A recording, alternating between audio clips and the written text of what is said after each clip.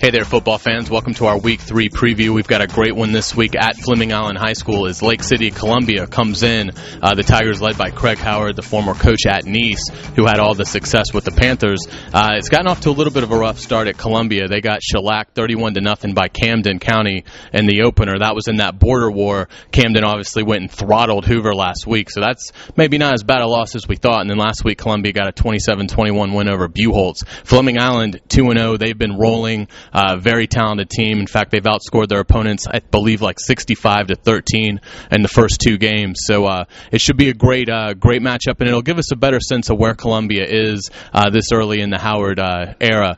But there's a lot of other stories out there. How about Wolfson? 2-0. Here's a team that fired their coach after spring practice.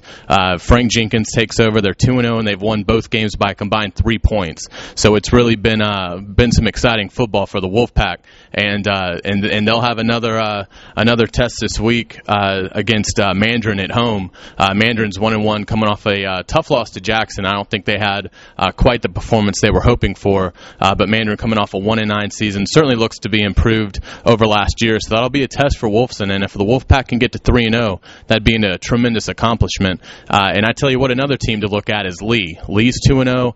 They should move to 3-0 this week. They're playing Inglewood, who's struggling right now, but Lee looked great last week against Episcopal, ran for over 400 yards as a team, put up 60 points. Another good game to look for, sports fans. Bulls playing Plantation American Heritage, two-way powers, both got to the second round of the two-way playoffs last year, so that should be a good one. Get out, see a game. It should be a great time. I look forward to talking to you guys next week. Welcome to football in St. Johns County. The season nearing its midway point, but first we've got Week 3 games to talk about.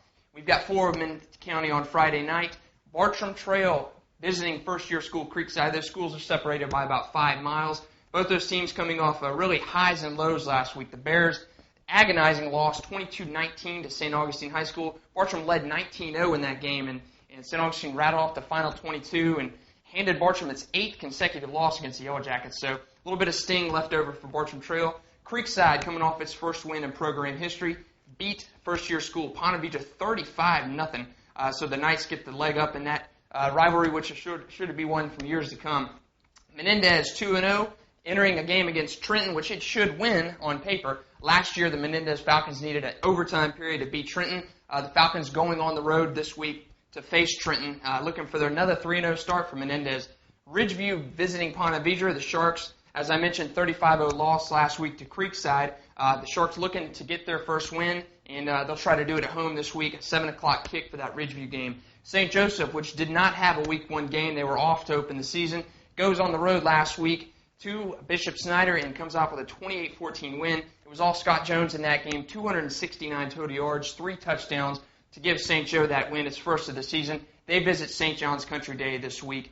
And last but not least, Florida School for the Deaf and Blind, a Saturday game against rival Alabama Deaf in Alabama, so that should be a good one for all you Dragon fans.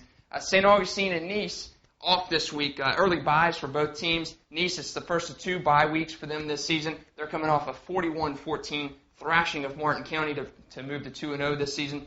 St. Augustine, as I mentioned, coming off a huge rally, come-from-behind win over Bartram Trail. Quarterback Kyle West in that game really showed that he's ready to move this offense, and he's only a sophomore. So should be exciting for Week 3 high school football in St. Johns County.